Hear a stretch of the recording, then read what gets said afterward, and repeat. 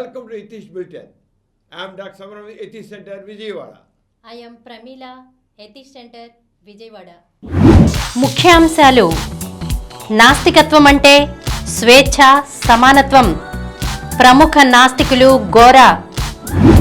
మతవాదులు మూర్ఖంగా నిజాన్ని అంగీకరించకపోవచ్చు, కానీ సత్యం ఏనాటికి మరుగున పడదు. సత్యం సత్యమే. భూకేంద్ర సిద్ధాంతాన్ని త్రోసిపుచ్చి సూర్యకేంద్ర సిద్ధాంతానికి ఆద్యుడైన కోపర్నికస్. నోటి నుంచి శివలింగాన్ని సృష్టించడం సింపుల్ గారడీ ట్రిక్కు. డాక్టర్ సమరం. ఎంత త్వరగా మౌఢ్యం తొలుగుతుందో అంత త్వరగా ప్రగతి సాధ్యం. నాస్తిక కేంద్రం. సమాజాన్ని జాగృతం చేస్తున్న యూట్యూబ్లోని సమరం ఛానల్స్. ముఖ్యాంశాలు చూశారు కదా, ఇక వివరాల్లోకి వెళ్దాం. డాక్టర్ గారు, నాస్తికత్వం అంటే స్వేచ్ఛ, సమానత్వం అని ప్రముఖ నాస్తికులు గోరా గారు చెప్పిన మాటలను కాస్త వివరించండి. నిజమేనమ్మా, నాస్తికత్వం అంటే స్వేచ్ఛ, సమానత్వం. సాధారణంగా మనుషులు ఏమంటారంటే నాస్తికత్వం అంటే దేవుడు లేడు, దేవుడు లేడు అన్నాం, అంతే అంతే నాస్తికత్వం అనుకుంటారు. కాదు, దేవుడు లేకపోతే మానవ నాగరికత ఎలా ఉంటుంది, మనిషి జీవితం ఎలా ఉంటుంది, మానవ సంబంధాలు ఎలా ఉంటాయి, నీతి ఎలా ఉంటుంది, ఆర్థిక వ్యవస్థ ఎలా ఉంటుంది, విద్యా వ్యవస్థ ఎలా ఉంటుంది అని అనుకుంటారు. ముఖ్యంగా దేవుడు లేడంటే వాడికి ఏమీ నీతి ఉండదు, ఏముండదు, విచ్చడితనం ఉంటాడు, భయం ఉండదు కూడా, భక్తి భయం ఉండవు కదా, అంతే విచ్చడిగా ఉంటాడు అనుకుంటారు. అది నాస్తికత్వం కాదు. ఎవరనుకుంటే తప్పు. నాస్తికత్వం అంటే వ్యక్తిత్వం. నాస్తికత్వం అంటే స్వేచ్ఛ. ఏ స్వేచ్ఛ? తాను ఒక పని చేయాలంటే స్వేచ్ఛగా ఆలోచించగలం. తనలోని క్రియేటివిటీని వ్యక్తీకరించడం.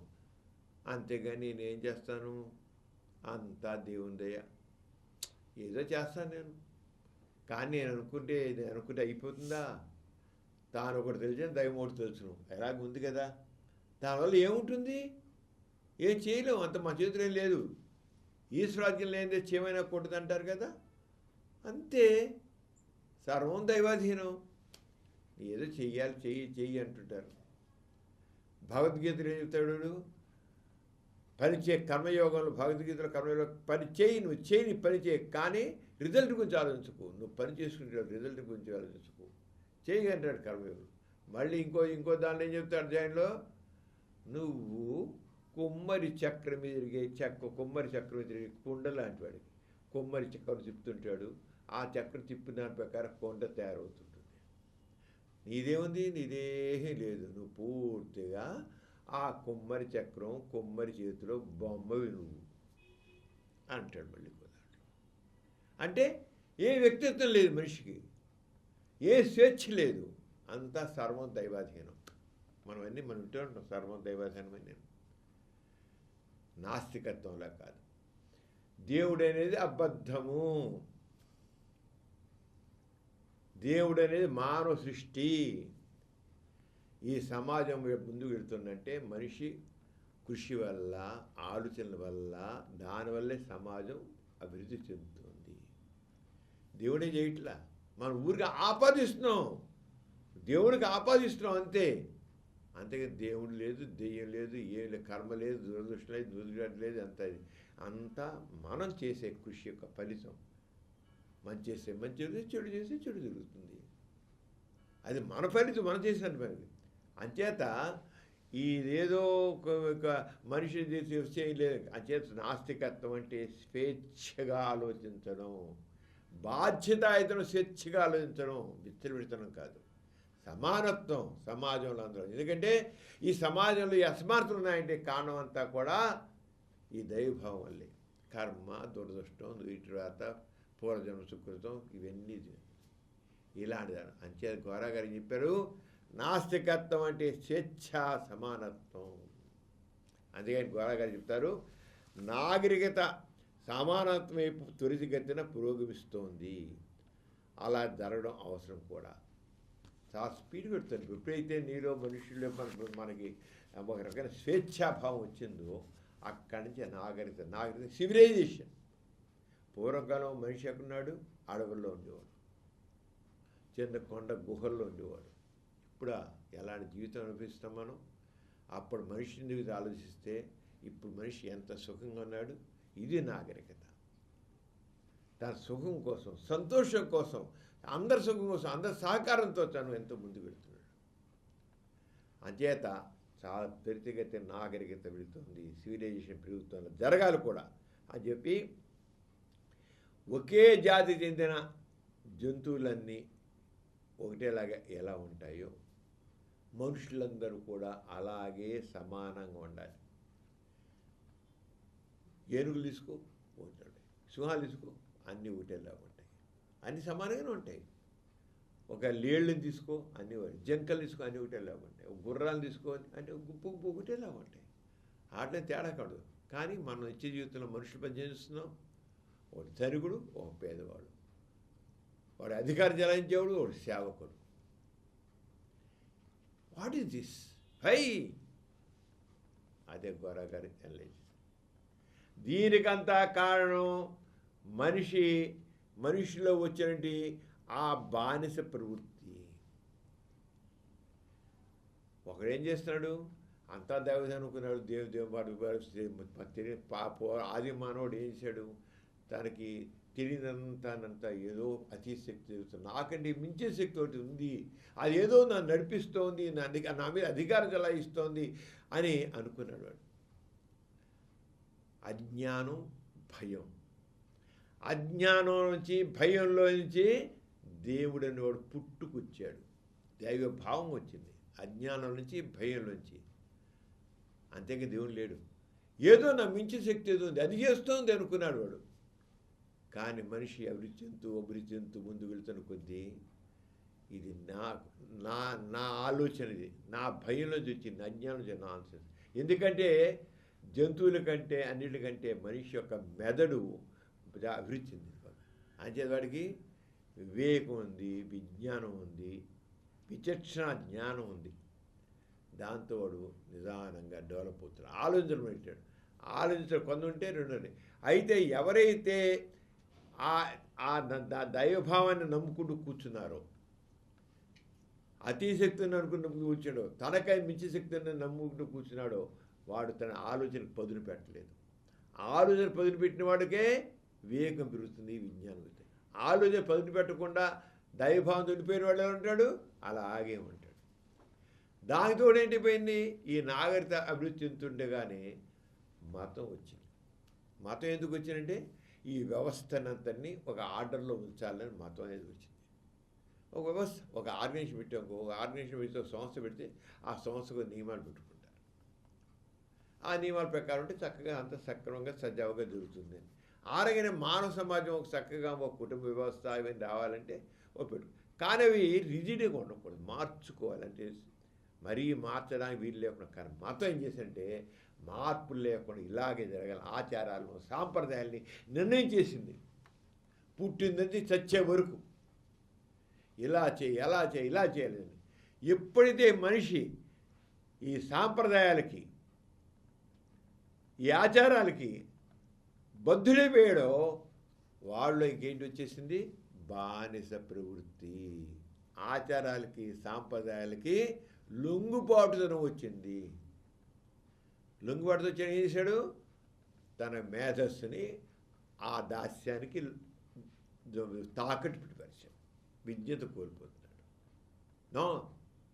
కానీ కొంతమంది చేశారు, కాదు ఇదంతా కరెక్ట్ కాదు అనుకున్నారు. అంచేత ఒక పక్కేమో దైవభావంలో ఉండి, దాసభావంతో ఉండి, బానిస ప్రవృత్తితో కొంతమంది ఉంటే, రెండో వాళ్ళు విజ్ఞానం చేత దాంతో నాగరికత పెంచుకుంటూ వెళ్ళారు. వాడేమో బానిస ప్రవృత్తి ఉంటే నేనేం చేయగలను, సర్వదైవనం అనుకుంటూ కూర్చున్నాడు. కొద్దిగా ఎప్పుడైతే ఉన్నాడు వాడు నాగరికత పెంచుకుంటూ వెళ్ళాడు, నాగరికతని పెంచుకుంటూ వెళ్ళాడు రెండోవాడు. ఇది ఇలా ఉండగా మనుషుల్లో కొంతమంది స్వార్థపరులయ్యారు.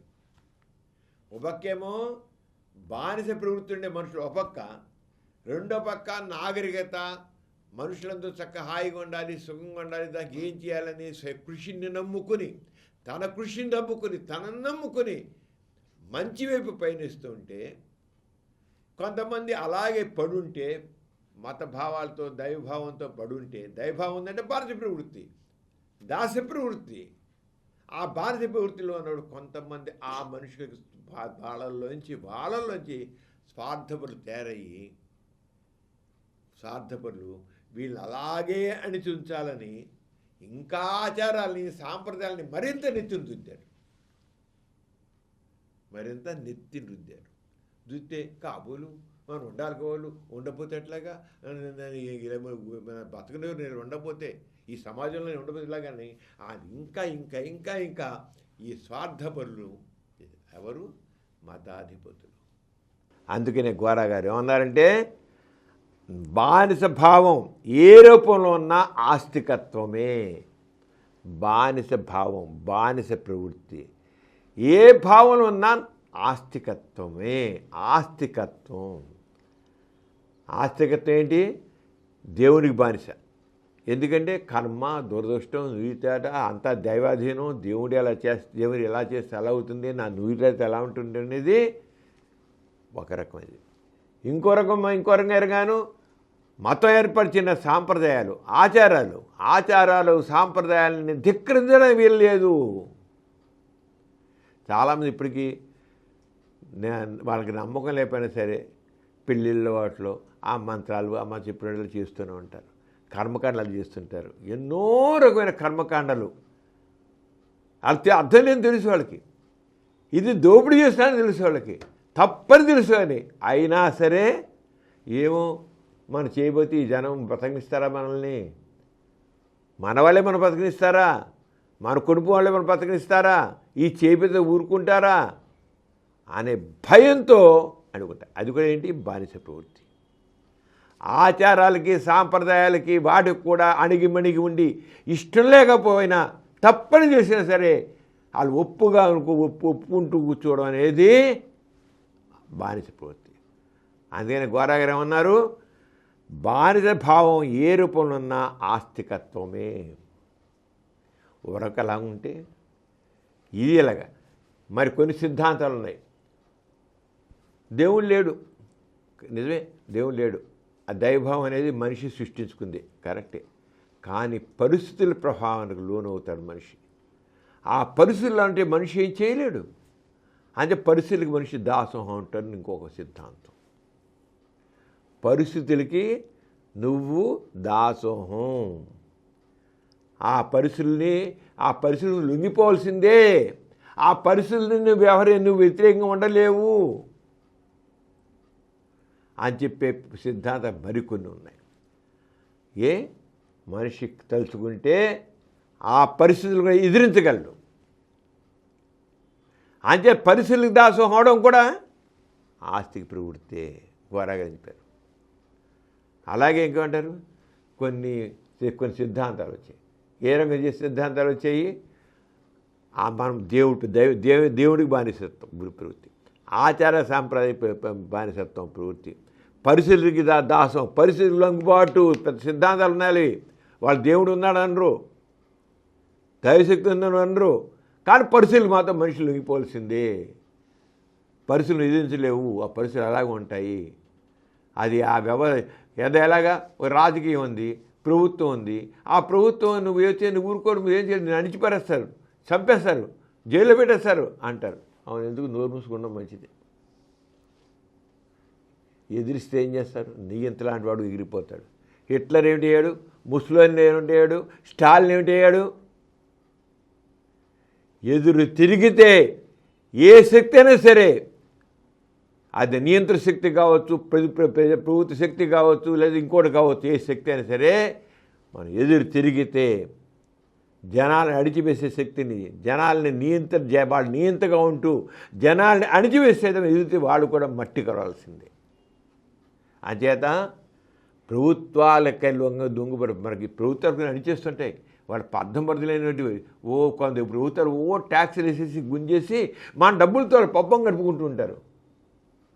మనం ఏం చేయగలం? నిమిత్త మాత్రం అనుకుంటే అలాగే దోచేస్తుంటాయి ప్రభుత్వాలు. వాళ్ళు మాత్రం రాజ విలాసాల్లో బతుకుతుంటారు. నో, మేము పన్ను కట్టం, మేము చేయము అంటే దగ్గర రావాల్సిన ప్రభుత్వం. అంచేత ప్రభుత్వాలకు లోనివ్వడం కూడా ఆస్తి ప్రభుత్వే. మంచి జరిగితే మంచెను, చెడు జరిగితే ఎదిరించు, నాస్తి ప్రవృత్తి. అది అంటే నాస్తికత్వం అంటే బానిస ప్రవృత్తి ఏ రూపంలో ఉన్నా పనికిరాదు అని చెప్పేది. బ్రిటిష్ ప్రభుత్వం సూర్య సామ్రాజ్యం, అది మహాత్మా గాంధీ వేశాడు. వాళ్ళెవరు మనం పాలించడానికి? మనం డబ్బులు ఇస్తున్నాం కనుక మన సంపద మన వాళ్ళు కొట్టుకుంటూ కూర్చోమని. నో, మీకు మేము ఆ పన్నులు నీకు మనం పన్నేసి మమ్మల్ని మా డబ్బులతో మమ్మల్ని పాలిస్తావు, నువ్వు మేము డబ్బులు పోవప్పు అన్నారు. అలాగే వాడు విదేశాల నుంచి గుడ్డలు తెచ్చి విదేశీ వస్త్రాలు అమ్ముతుని మా డబ్బులు తీసుకెళ్ళాడు. మేము ఇక్కడ నువ్వు ఇంగ్లాండ్ తెచ్చి ఇక్కడ దిగుమతి చేసినటువంటి గుడ్డలు మేము కట్టుకోము. విదేశీ వస్త్ర బహిష్కరణ, విదేశీ వస్త్ర దహనం మేమే ఉడుక్కుంటాం, మేమే కట్టుకుంటాం. మాకు మీ బట్టలు మేము వాడాం. మూలపడ్డాయి ఇంగ్లాండ్లో ఉన్న నువ్వులు మిల్లులు మూలపడ్డాయి. అక్కడ మన బట్టలు మనం కట్టుకోమంటే వాడు ఉప్పు మన దేశం ఇంత చుట్టూతో సముద్రం ఉంటే ఆడేసేవాడు అక్కడి నుంచి వస్తువులు వేసుకొచ్చి అక్కడి నుంచి ఉప్పు వేసుకొచ్చి వాళ్ళ సముద్రం ఉప్పు వేసుకొచ్చి ఇక్కడ మన ఉప్పు మనకి అమ్మి మన ఉప్పు తయారు చేసుకోలేదు. వాడు ఉప్పుకి అమ్మి ఆ వచ్చిన పడవల్లో మన దగ్గర సంపద అంతా దోచుకు పట్టుకెళ్ళిపోతుండేవాడు. మా ఉప్పు మీద నువ్వేడయా మీ దేశం ఉప్పు చేయడానికి మాకు మా ఉప్పు మేమే తయారు చేసుకుంటాం, నువ్వేడు ఇవ్వడా నీ ఉప్పు అవసరం పోసుకుని నీళ్ళు సముద్రంలో పోసుకో అన్నాడు. దిగొచ్చింది బ్రిటిష్ ప్రభుత్వం. అందుకనే కావాలి నాస్తికత్వం. బానిస ప్రవృత్తికి నియంతృత్వానికి వ్యతిరేకంగా పోరాడుతున్న నాస్తికత్వం. అంచేత బానిస ప్రవృత్తి ఆస్తికత్వం, వాటికి వ్యతిరేకంగా బానిస ప్రవృత్తి వ్యతిరేకంగా పోరాడేది నాస్తికత్వం. చైతన్యవంతమైన శక్తి నాస్తికత్వం, మానవత్వంతో కూడిన నాస్తికత్వం. అంచేత గోరగారు చెప్పిన బానిస భావం ఏ రూపంలో ఉన్నా నాస్తికం. అంచేత అంతేకాకుండా బానిసత్వం అసమానతను పెంచుతుంది. గోరగారు అన్నారంటే బానిసత్వం అసమానత్వాన్ని పెంచుతుంది. కరెక్టే. బానిసత్వం కర్మ, దురదృష్టం, నుడిరాత అనుకుంటాడు. ఒక పక్కేమో ధనవంతుడు దోచుకుంటుంటాడు, దుర్మార్గుడు దోచుకుంటుంటాడు, అధికారంలో ఉన్నాడు దోచుకుంటూ ఉంటాడు. నేనేం చేయగలను? నేను నిమిత్త మాత్రుడిని, వాడి చేతిలో పవర్ ఉంది, వాడి చేతిలో అధికారం ఉంది, వాడి చేతిలో మనుషులు ఉన్నారు అని కూర్చోవడం ఆస్తికత్వం. అదే బానిసత్వం అసమానత పెంచుతుంది. నువ్వు ఊరుకుంటుంటే వాడు రెచ్చిపోతుంటాడు, దోచుకుంటూ ఉంటాడు వాడు. ఎదు తిరుగు మేము ఒప్పుకోం, నువ్వు దోచుకుంటున్నావు మమ్మల్ని, మేము ఒప్పుకోము అనేది నాస్తికత్వం. అంచేత గోరగారు చెప్పిన ఏంటి? నాస్తికత్వం అంటే స్వేచ్ఛగా ఆలోచించడం, సమానత్వం. మేమందరం మాకున్నాను, మేము పంచుకుంటాం, మేము తింటాం సమానంగా, హాయిగా వస్తాం ఎంతో సమానంగా. సమానత్వం. ఆస్తికత్వంలో కర్మ. వాడు అందుకే దేవుడు అని పేదవాడికి పుట్టించాడు. అవును కావాలి, నా కర్మ కావాలి, నేను పూర్వజంలో ఏం చేశాను, నా దేవుడిలో పుట్టించాడు అని పడుంటాడు. అసమానత. డబ్బున్నాడు ఏమనుకుంటాడు, దేవుడు నాకు ఇచ్చాడు, నేను అనుభవిస్తున్నాను అనుకుంటాడు ధనవంతుడు. అసమానతలు. నాస్తికత చేస్తుంది ఇలాంటి కర్మ సిద్ధాంతం ఒట్టిది. నువ్వు బానిస ప్రవృత్తితో ఉండబట్టి వాడు దోచుకుని ధనవంతుడు అయ్యాడు, నువ్వు బానిస ప్రవృత్తిలో ఉండబట్టి ఇలా పడున్నావు నువ్వు. నో, అలా కృషి చేస్తే నువ్వు ఏదైనా సాధిస్తావు. సమానత్వం గురించి ఆలోచించు. నువ్వు అందరూ సమానం, వాడు ఎక్కువ కదా, అగ్ర కొలుసులు నిమ్మల కొలుసులు, వాటికి తీసు. ఈ అంటరానితనం ఏమిటి అసలు? ఏంటి ఇప్పటికీ నేను అంటరాని వాడిని ఎందుకు అనుకోవాలి, తక్కువ కులం వాడిని ఎందుకు అనుకోవాలి, చవటనండి ఎందుకు అనుకోవాలి, చేతకాని ఎందుకు అనుకోవాలి? ఒక మనిషి వాడికి ఎంత శక్తి ఉందో అది అందరు మనుషులు సమానమే శక్తి సామర్థ్యాల్లో. అందరు మనుషులు సమానమే. కానీ వాళ్ళు ఉన్న బానిస ప్రవృత్తి వల్ల వాడు అణిగి మణిగి పడి ఉంటున్నాడు. ఆస్తిక ప్రవృత్తి వల్ల, ఆస్తిక భావాల వల్ల వాడు అలాగా ఏం చేయకుండా వాళ్ళు చైతన్యాన్ని అణుచుకుని నిరాశగా, నిస్పృహగా, మనిషిగా వాడు పడి ఉంటున్నాడు. నాస్తికత ఏమిటండి? మానవులంతా ఒకటే, శక్తి సామర్థ్యాలు అందరూ ఒకటే, ఆకలి దప్పులు అందరూ ఒకటే. నువ్వు నీలో ఉన్న ఆస్తిక ప్రవృత్తి వల్ల పడుండబట్టి వాడు వాళ్ళ వెళ్ళిపాడు పైకి ఎదుగుతున్నాడు, వాడు మోసం చేస్తున్నాడు, దగా చేస్తున్నాడు, దోపిడీ చేస్తున్నాడు, దుర్మార్గం చేస్తున్నాడు. అందుకని నాస్తికత్వం అనేది సమానతకు మార్గం, ఆస్తికత్వం అసమానతలకు కారణం. అసమానతలకు ఆస్తికత్వం. ఈ సమాజంలో ఇన్ని అసమానతలు ఉన్నాయంటే కేవలం ఆస్తికత్వం వల్లనే, ఒప్పుకోవడం వల్లనే, అంగీకరించడం వల్లే. నాస్తికత ఉంటుంది, అందరూ సమానమే. నువ్వు ఊరుకోబట్టి అలా ఉంది, ఊరుకోకు, ఎదురు తిరుగు. నీకు అందరు ఎవడు ఎక్కువ తక్కువ నీకని మించి శక్తి సమస్యలు నువ్వు అడిగిమడి కొనబట్టి నువ్వు శక్తి సమస్యలు వెలికి రావట్లేదు. కృషి చేయి, ఎదురు తిరుగు, పని చేయి, సాధిస్తావు. ఎవరికి ఎవరు తీసుకోడు, ఎవరితో శక్తి సమాజం అందరూ సమానమే. అయితే వాళ్ళు ఆలోచించకపోవడం వల్ల, కృషి చేయకపోవడం వల్ల అనుకొని ఉంటున్నారన్నమాట. అంచేత అందరినీ సొక్తంగా చూసింటే, అంచేత ఆస్తికత్వం అనేది అభివృద్ధికి అడ్డంకం. ఎందుకు మన భారతదేశం ముందుకెళ్ళలేదు? ఈ పనికిరానేటువంటి బానిస ప్రవృత్తి వల్ల, దాసోహం వల్ల, అర్థం పడుతుందని ఆ నమ్మకాల వల్ల మన భారతదేశం వెనకబడింది. అలాగే ఏ వెనకబడి దేశాలు కూడా అంతే. వెనకబడి దేశాలు కూడా ఇందువల్లే. అంచేత ఆస్తికత్వం అభివృద్ధి, నాస్తికత్వం అభివృద్ధికి చిహ్నం. అభివృద్ధి కావాలంటే నాస్తికత్వం కావాలి. ఆస్తికత్వం అంటే అభివృద్ధి ఉండదు, సమానత్వం ఉండదు, గుర్తుంచుకో. అంచేత ఏం చేయాలి? దైవభావన వదిలిపెట్టాలి. అర్థం పర్థాలని, ఆచారాలని, సాంప్రదాయాలను తోసిపుచ్చాలి. నీవు స్వేచ్ఛగా ఆలోచించు, స్వేచ్ఛగా ఆలోచించు. చేస్తే నీలో నుండి క్రియేటివిటీ బయటపడుతుంది. ఏ చేయాలని చేయగలను నీ శక్తి మీద. నువ్వు man is supreme, no slave mind. అది కొరగా man is supreme, man is master, no slave mind. ఎంత స్పష్టంగా చెప్పారు డాక్టర్ గోరా గారి విషయంలో. అంచేత అభివృద్ధి కావాలంటే అది అంటే అసమానతలు తొలగిపోయి సమాన ప్రతి వ్యక్తికి సమాన గౌరవం కావాలంటే కూడా నాస్తికత్వం కావాలి. అలాగే తన జీవితానికి చక్కని రూపుదిద్దుకోవాలంటే నాస్తికత్వం కావాలి. దానికి పాత నమ్మకం వచ్చేసి చేయాలి. ఈ రంగ గోరా గారు నాస్తికత్వం అవసరం చెప్పి, అంటే అణగారి ఉన్న ప్రజలు ఇప్పుడు అణగారి ఉన్నారు ప్రజలు, వాళ్ళందరూ అంటే వాళ్ళ ముందు ఆస్తిక సాంప్రదాయాలని, ఆస్తిక భావాన్ని వదిలిపెడితే వాళ్ళు జాగృతి వస్తుంది, ఎరుగుతుందని చెప్పి. అందుకే నాస్తికత్వం అంటే స్వేచ్ఛ, నాస్తికత్వం అంటే సమానత్వం. దానికోసం మనిషి ముందు పాత ఛాందస భావనలు పెట్టి, మౌఢ్యాలు పెట్టి తన శక్తిని నమ్ముకోవాలి, స్వతంత్రం విహరించాలి.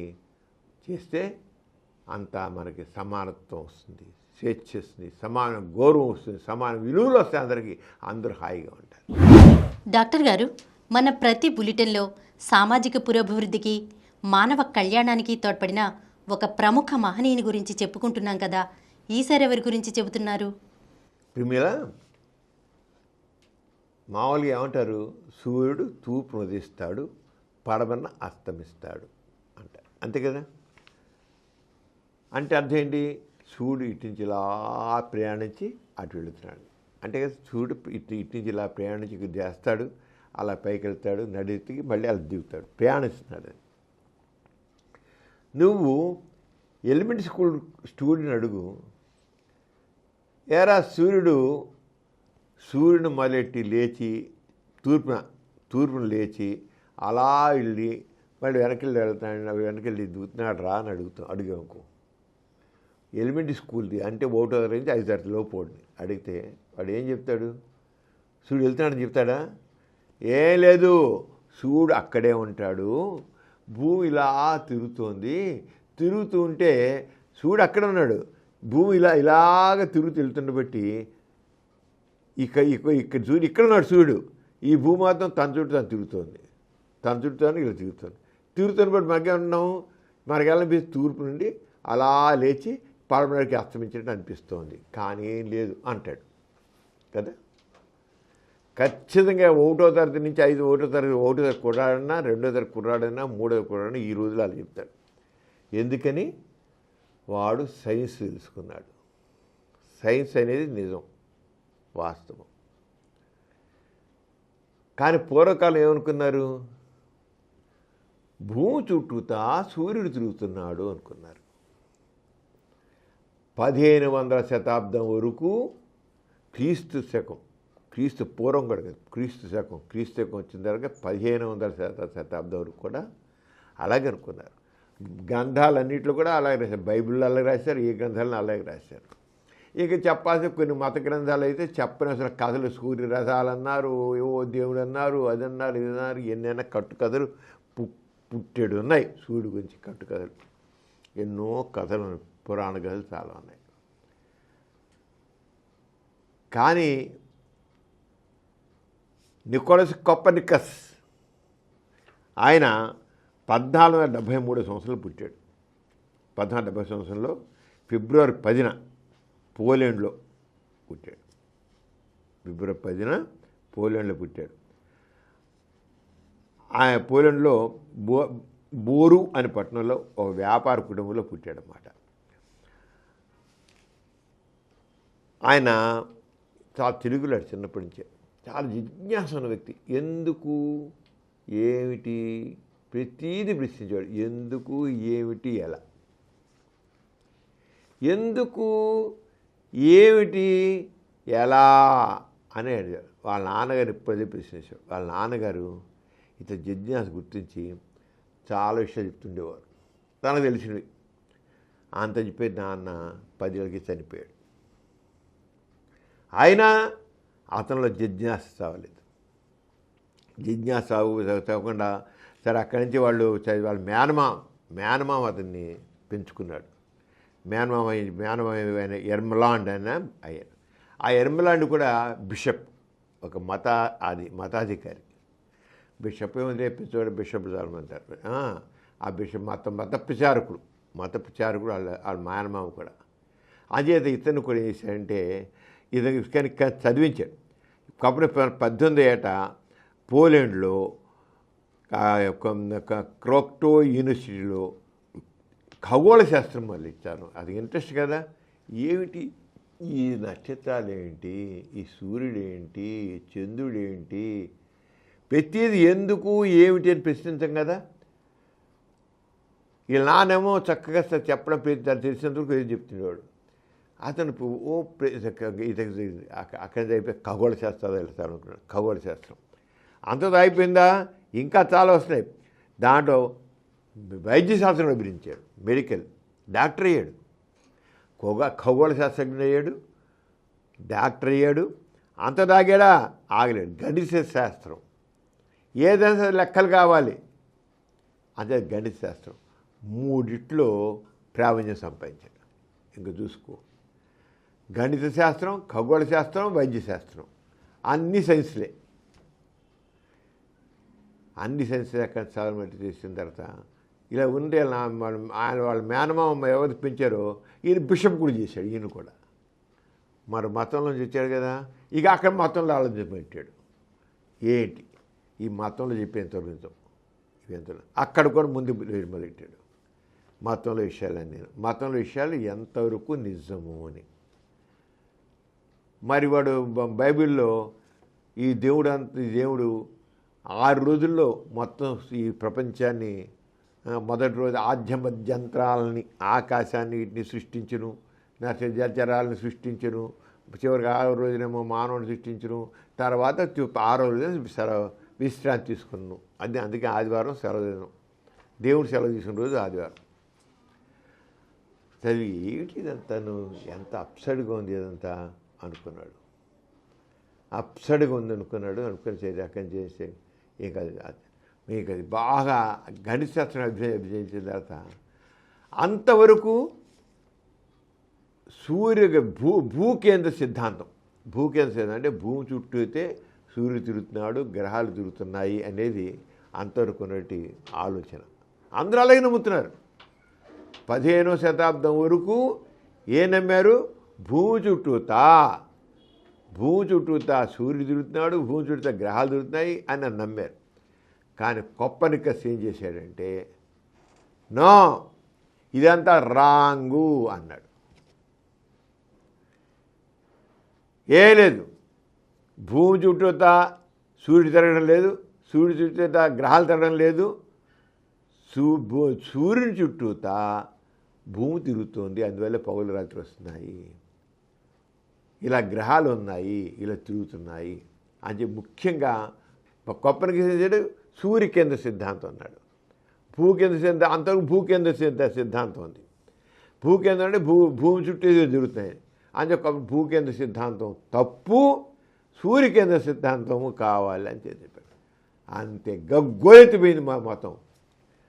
ఓరి నాయనో, నువ్వేవాడు రా, ఇంత చేస్తున్నావు, బైబిల్ ఏం చెప్పారు, మతాధికారి మా బిషప్ ఏం చెబుతున్నాడు, వీళ్ళేం చెబుతున్నారు, నువ్వేంటి వీళ్ళు చెబుతున్నావు వ్యతిరేకం, ఎట్ట మొత్తం చెబుతున్నావు అని ఇంకా నాన్న తిట్టిపోశారు. మొత్తం జనంగా తిట్టిపోశారు. నీకు పిచ్చుందా, వెర్రి ఉందా, కళ్ళ ముందు కనబడుతుంటే సూర్యుడు ఇలా వెళుతుంటే అది చూడకుండా ఇలా మాట్లాడతావు, నీకేం తెలుసు ఇలా మాట్లాడతావు ఓహ్ చేశాడు. కానీ ఇదివల్ల ఏమాత్రం రాజీపళ్ళ పూర్తిగా నిర్ధారించాడు. నిర్ధారణ చేసి అక్కడ చేశాడు. ఆయన ఒక పుస్తకం కూడా రాశాడు. ఆ పుస్తకం దాంట్లో ఆయన ఆ పుస్తకం ఈ పుస్తకం 1530లో ఒక పుస్తకం రాసి ఆ పుస్తకాన్ని అదేం రాశాడంటే revolution of the heavenly bodies. Heavenly body అంటే ఆకాశంలో ఇవన్నీ అంటే గ్రహాలు ఇవన్నీ వీటన్నిటి గురించి రాసిచ్చారు. The revolution of the heavenly bodies అని కోపర్నికస్ ఒక పరిశోధనా గ్రంథం రాశాడు. కానీ ఆ పుస్తకాన్ని ప్రచురించడానికి అసలు ఎవరు ఒప్పుకోలే. మతానికి వ్యతిరేకమైన పుస్తకం ఇది, నువ్వు చెప్పేది మతానికి వ్యతిరేకం, నువ్వు దీని గురించి మాట్లాడడానికి లేదు, పుస్తకం ప్రచురించడానికి వీలేదన్నారు. అది 1930లో రాసినప్పటికీ ఆయన చనిపోయే ముందు రోజుకి ఆ పుస్తకం చివరికి కొంత తెగించి పుస్తకం ప్రించారు. 13 సంవత్సరాల తర్వాత, ఒక దశాబ్దం తర్వాత. ఏంటిది? The revolution of the heavenly bodies ఆయన రాసిన పుస్తకం. ఆయన రాసిన తర్వాత 13 సంవత్సరాలకి ఆయన దాన్ని కోపర్నికస్ చివరికి ఆ పుస్తకం ప్రింట్ అయ్యి ఆయన చేతులు పెట్టారు. ఆయన చనిపోతున్నాడు, అప్పుడు పుస్తకం ప్రింట్ అయ్యి చేతులు ఆయన కన్ను మూసాడు. అంటే పుస్తకం ఆ చనిపోయే రోజులు కూడా అంతవరకు అసలు జనాల్ని అసలు నువ్వు చెప్పడానికి వీలు లేదు.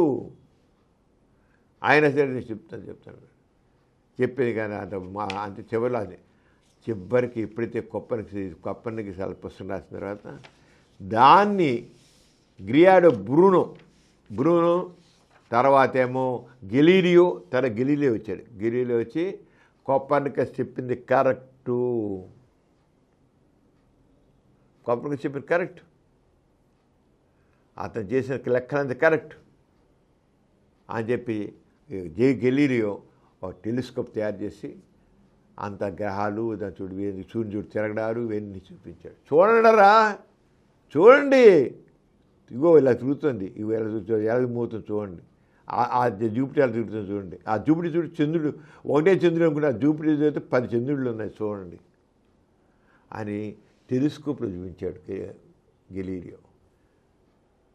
బ్రూనో అయితే కొప్పర్నికస్ చెప్పింది 100% కరెక్ట్ అయితే బ్రూనో అని తర్వాత ఎంత కొప్పర్నికస్ తర్వాత బ్రూనో వచ్చాడు. బ్రూనో వస్తే గట్టిగా చేస్తానని చెప్తే బ్రూనోని నువ్వు బైబిల్లో ఉన్న దానికి వ్యతిరేకంగా మాట్లాడుతున్నారు కానీ బ్రూనో సజీవ దహనం చేశారు. గెలీలియోనేమో టెలిస్కోప్లు చూపిస్తే నీకు దెయ్యం పట్టింది, అక్కడ ఉన్నవన్నీ దెయ్యాలు కనబడేంత దెయ్యాలు అని చెప్పేసేమో గెలీలియో యావత్ శిక్ష జైల్లో పారేశారు గెలీలియోని.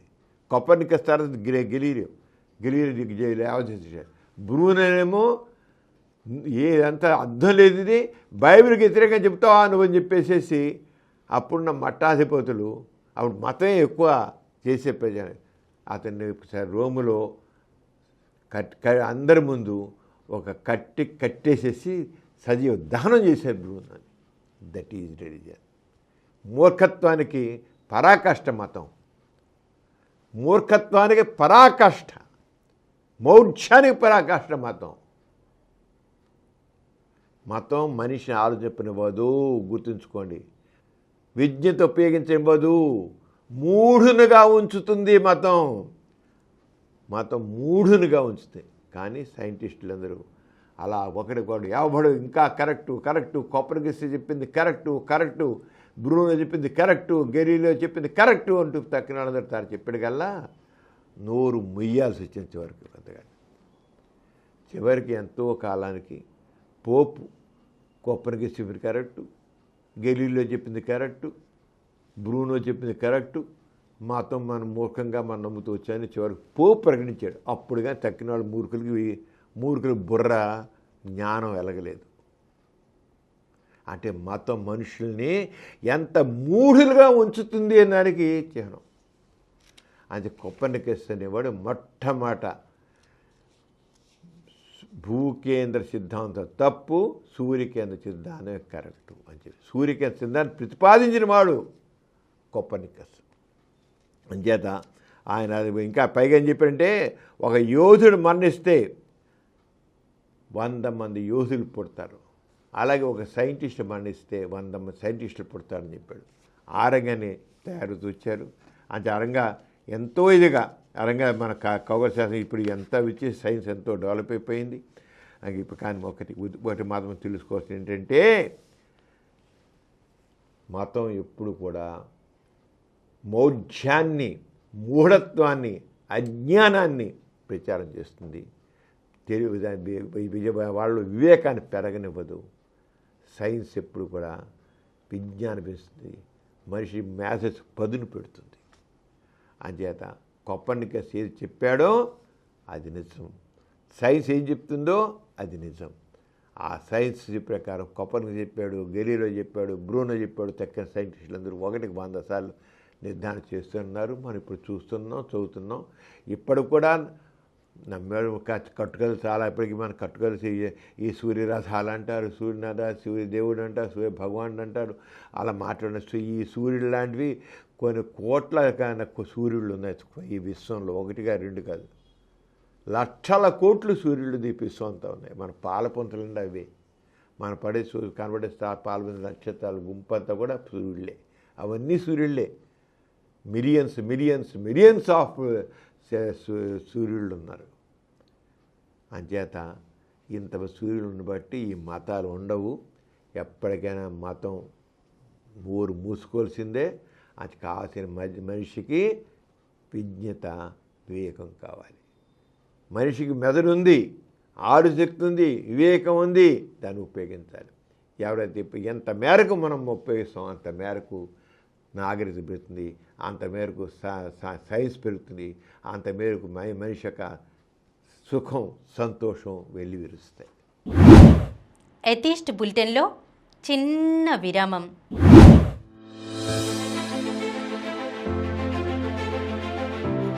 యురేనియం ఎందుకు ప్రమాదకరం? న్యూక్లియర్ యాక్సిడెంట్లు ఎలా జరిగాయి? జూపిటర్ మన భూమిని ఎలా కాపాడుతుంది? నానో టెక్నాలజీ చేయబోతున్న అద్భుతాలు ఏమిటి? మనుషులు అంతరించిపోతే భూమిపై ఏం జరుగుతుంది? టైం మెషిన్ చేసే అద్భుతాలు ఏమిటి? ఏలియన్స్ ఉన్నారని ఆధారాలున్నాయా? సముద్ర అలలకి చంద్రునికి సంబంధం ఏమిటి? సూర్యుడు బ్లాక్ హోల్గా మారితే ఏం జరుగుతుంది? డైనోసార్స్కి ముందు భూమి ఎలా ఉంది? గ్రావిటీ అంటే ఏమిటి? శాటిలైట్స్ భూమి మీద పడకుండా స్పేస్లో ఎలా తిరుగుతున్నాయి? నాసా యొక్క రహస్యాలు ఏమిటి? స్పేస్లో గాలి ఉంటే ఏం జరుగుతుంది? టైటానిక్ మునగడానికి ముందు ఓడలో ఏం జరిగింది? మిమ్మల్ని ఆశ్చర్యపరిచే ఇలాంటి అద్భుతమైన విషయ సమగ్ర సమాచారాన్ని అందించడానికే మా సమరన్ ఛానల్స్ ఖగోళ విజ్ఞాన కార్యక్రమం ఎథిస్ట్ బులెటిన్కి తిరిగి స్వాగతం. డాక్టర్ గారు, కొందరు బాబాలు తమకు మహత్యాలు తెలుసునని నోటి నుంచి శివలింగాన్ని సృష్టిస్తారు కదా, ఈ విషయం గురించి మీరేమంటారు? ఇలా నిన్నగాక మొన్న మహాశివరాత్రి జరిగింది. మరి కొంత బాబాలు మహత్యాలు బయట నోట శివలింగాలను బయట సృష్టించారు. ఆహా అని కళ్ళు పెట్టుకుని అద్దుకుని, ఆహా ఎంత గొప్పది, నోట్లోంచి శివలింగం ఎక్కడి నుంచి వచ్చిందిరా బాబు, ఎలా సృష్టించారు, ఎంత గొప్ప మహత్యం ఉంది వీడారా, ఎంత దైవశక్తి లేదే నోట్లోంచి శివలింగాన్ని బయట తీస్తాడా, సాక్షాత్ శివుడే వాడిని ఆవహించాడు అని అనుకుని నమస్కారం పెట్టి ఇలా మైకుల్లో ఊగిపోయిన ఉన్నారు. అలాంటి మూర్ఖుల దగ్గర ఇన్నేనా చేయొచ్చు. అసలు సింపుల్ టెక్నిక్, అంతకంటే చీప్ గారిడి మరొకటి లేదు. చీప్ గారిడి రోడ్డు మీద వాడు చేసేదానికంటే కూడా, రోడ్డు మీద గాడి పనులు చేస్తాడు ఆడికంటే కూడా ఎంతో చీప్ గారిడి ట్రిక్ అది. ఏం లేదు, వాడు జనాలు మూర్ఖ జనం ఎదురుగా కూర్చుంటే ఏదైనా చేయొచ్చు. మూర్ఖ జనమే కదా, అందరూ భక్తులందరూ కూర్చొని మూర్ఖ జనమే కదా. ఏం లేదు, వాడు ఏం చేస్తాడు, ఒక శివలింగానికి పెడతాడు. ముందు బాగా స్వామీజీ ఏం చేస్తాడు, చూడు నోట్లో ఉందా, లేదు, ఎక్కడ ఉందా, ఏం లేదు, కానీ నేను సృష్టిస్తాను, నాకు శివలింగం, నా శివశక్తి నాలో ఉంది, సృష్టిస్తాను, ఉండండి తెప్పిస్తాను, కడుపులోంచి తెప్పిస్తాను, ఇక్కడ ఉంది, నా హృదయంలో ఉంది, నా హృదయంలో శివలింగం తెప్పిస్తాను. మళ్ళీ నీళ్ళు ఆ గ్లాస్ నీళ్ళు తీసుకుని ఇలా నీళ్ళు నోటి వీళ్ళు పోసుకుని ఏం చేస్తా అంటే ఇలా పోసుకుని ఈ గొడ్డ తీస్తాడు. ఇక్కడ గొడ్డ ఉంటుంది, వాడు హ్యాండ్ కచ్చి పాపం వీళ్ళు ఎప్పుడు మనకు జేవులు ఉండవు కదా, వాళ్ళకి అంతా మామూలు పైన కప్పుకుంటారు కదా, కానీ ఒక లుంగి కట్టుకుంటాడు, ఒక కాషాయ గొడ్డ మీద కప్పుకుంటాడు, అని జేవులో దాచుకుని వీలుండదు.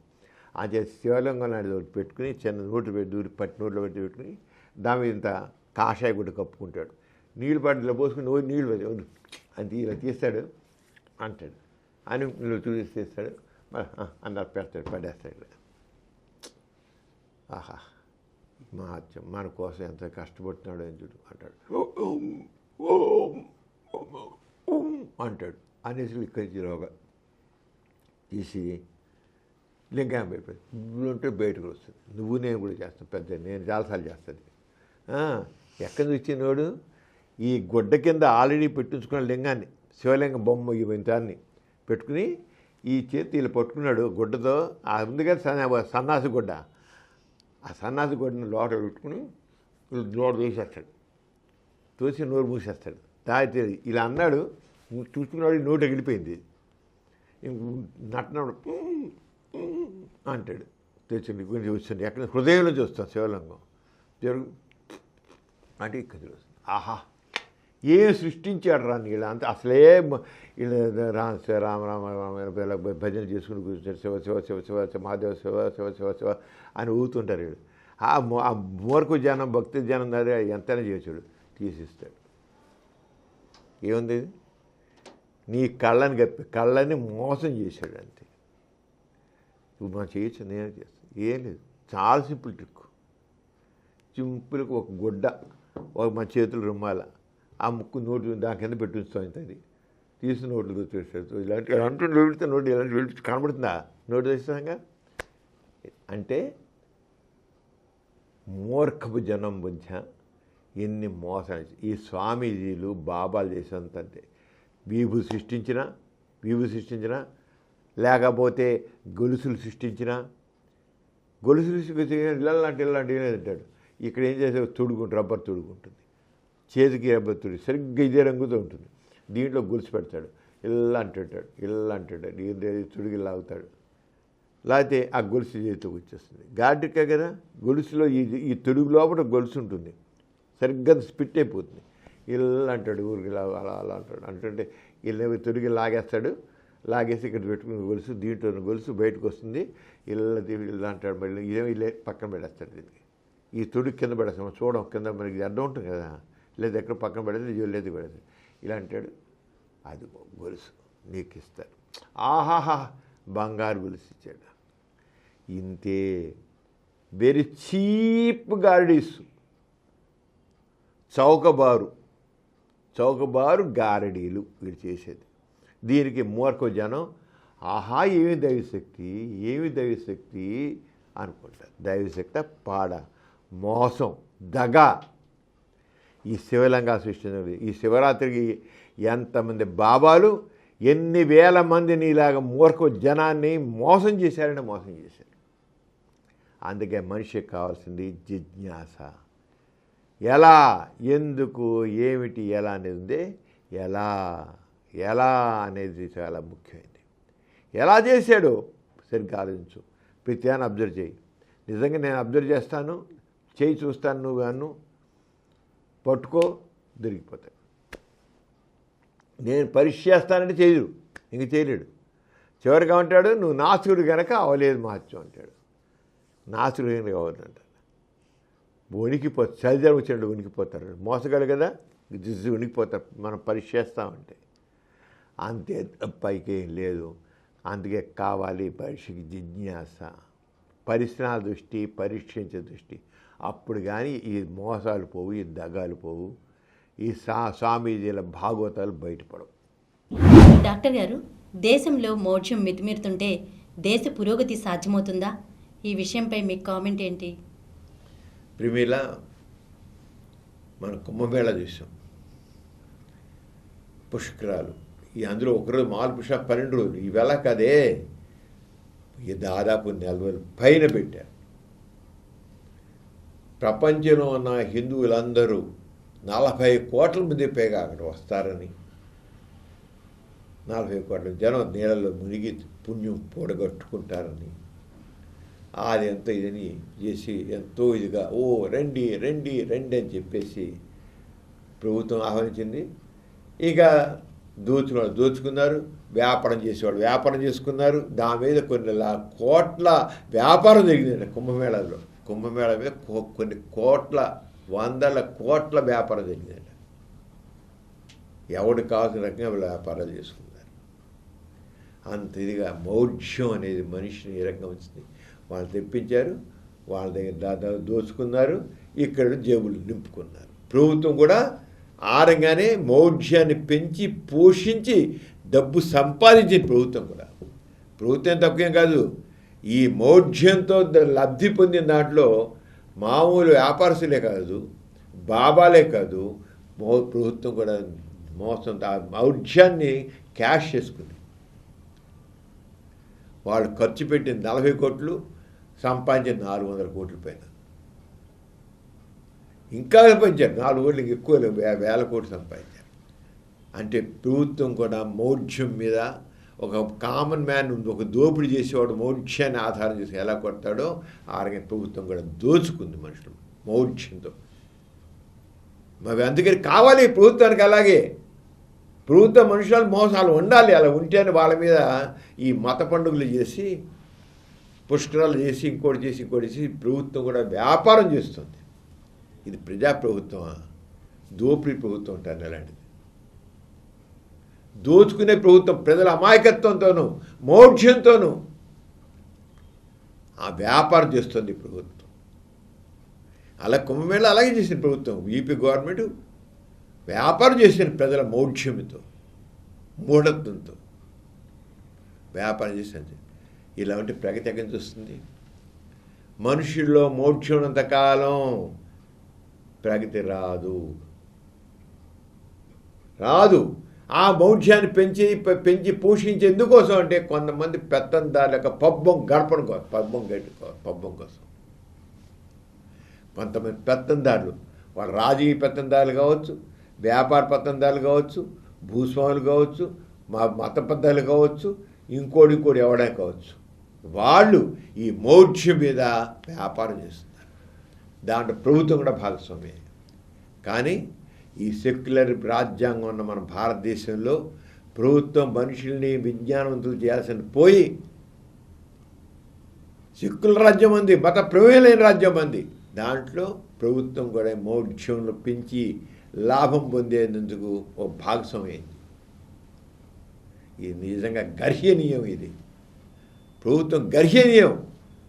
ఒక వ్యాపారస్తుడు వాడు దగా చేస్తుంటే వాడిని పట్టుకోసి పోయి అలా ఒక వ్యాపారస్తుడు చేసే దోపిడిని అరికట్టాల్సింది పోయి ప్రభుత్వం కూడా ఒక పెట్టుబడి పెట్టి దానికి 1000 రెట్లు లాభం పొందే పరిస్థితి వచ్చిందంటే ఇంతకంటే ఏం కాదు. మనం అన్నారు పెట్టింది 40 కోట్లు మామూలు 40 కోట్లు అండి, కానీ గవర్నమెంట్ చాలా వచ్చిందండి. ఆ రైలు వల్ల, రైలు వేయడం వల్ల, ప్రత్యేక రైలు వేయడం వల్ల, ప్రత్యేక బస్సులు వేయడం వల్ల, ప్రత్యేక విమానాలు వేయడం వల్ల జనం తగ్గొచ్చారండి, విదేశాల నుంచి వచ్చారండి, ఇదంతా ప్రభుత్వానికి ఆదాయమేనండి ఆయన మాట్లాడిన మహానుభావులు ఉన్నారు. ప్రభుత్వానికి ఆదాయం వచ్చిందట. పెట్టిన 40 కోట్లు, 40 కోట్లతోనే మొత్తం ఎస్తో పెట్టారట. కానీ నాకు దాని మీద 100 రెట్లు లాభం వచ్చినట్టు, గవర్నమెంట్ సంపద వచ్చినట్టు. ఇదా ఈ రకంగా మనుషుల్ని మౌఢ్యంలో ఉంచి, అజ్ఞానం నుంచి, మూఢనమ్మకాలు పెంచి ఆ నీళ్ళలో నూగితే పుణ్యమా? ఏంటి పుణ్యం? మత నమ్మికలు అంటారు. ఒక మత నమ్మికలని చేయడం అంటే, ఒక మత నమ్మికల్ని ఖండించడం అంటే విదేశాలకి మనం ఏదో వాళ్ళకి చేయడం అంటే, విదేశాలకి ఏంటి చేయడం, సహాయం చేయడం అంటే ఏంటి? What is non sense?